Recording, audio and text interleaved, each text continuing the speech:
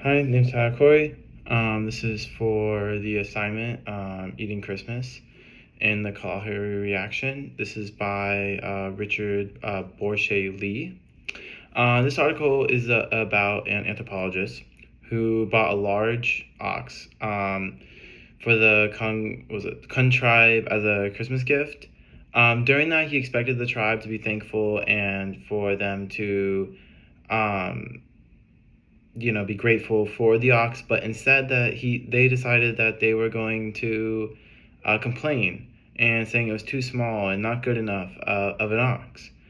Um, at first, the author kind of felt confused about why this happened, so they offered, so it kind of offended. But later he learned that the tribe had a tradition of insulting the meat.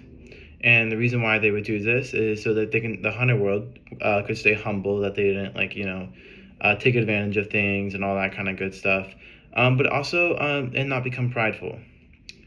The article is mainly about people from different cultures, differently based on different worldviews and all that kind of stuff. It shows how the worldviews can be different between different people, how culture affects different people in certain ways, their lifestyles, everything along those lines. The author himself came from a Western culture, praised for his gratitude.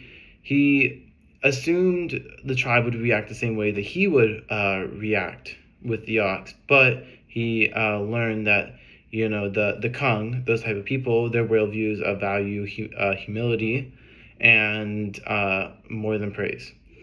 And during that, that learning curve for him, he was learning the differences between the cultures and how to have the different cultures and what kind of their beliefs are, and also the benefits of those beliefs.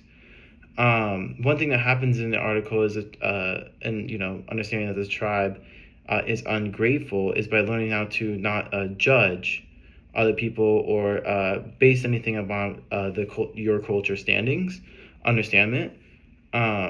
He originally, I thought he was in the wrong, and that wasn't obviously correct. Now, the story itself challenges the reader to learn between the different cultures and everything along those lines. Um, um, but in the United States, people usually think that being polite means to say thankful, stuff like that. Another thing I want to mention is kind of outside of the book is Japanese people and stuff like that actually don't have a word for saying thank you, or not thank you, but I love you. There's no word for I love you, so it's because they don't say I love you to everyone, right? They're not gonna say to the family, their spouse or anything along those lines. In their culture, there's no actual word for it. Another thing I just want to throw in there. When it comes to my own culture, though, I'm in the competitive and sports industry, and my experience and my stuff like that I want to do with my life, like owning my own gym and stuff like that. My culture is mainly focused on individual success, I would say, but also just trying to achieve my own goals and everything along those lines. Do my own things and stuff like that, and but still being thankful, truthful, and honest and stuff. That just comes to being a good person. And another thing I would like to mention is the communication across cultures can, sometimes be quick judgment. You could say something in one way, it might mean something completely different another way, and that can start arguments or fights. But we learn to, be able to have both cultures and talk in a way for that we both can understand, so none of that happens. And that, it's one of the ways we don't have any more wars any going on right now, at least not yet, and stuff along those lines. Also in the fitness industry, which that usually means there's a whole other culture around that. There's people who saying being fat is good, be healthy about your body. There's all these different things along those lines, which kind of change an area, because just looking at the United States as a whole, there's so many cultures here. You can't necessarily pick one particular culture that everyone's gonna follow. An important lesson I've learned from this is that how we look at the world isn't exactly how everything is shaped, right? What seems normal to like you or me is completely different to, somebody else across the street, right?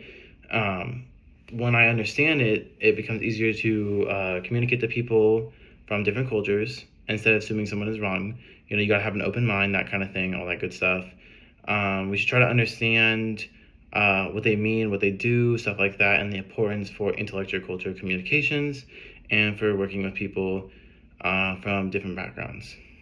But anyways, this is my thoughts and everything about that from the book by Eating Christmas and Kalahari by Richard Borshay Lee. Gotta get that right. All right, well, thank you, and hopefully you have a good rest of your day. Peace.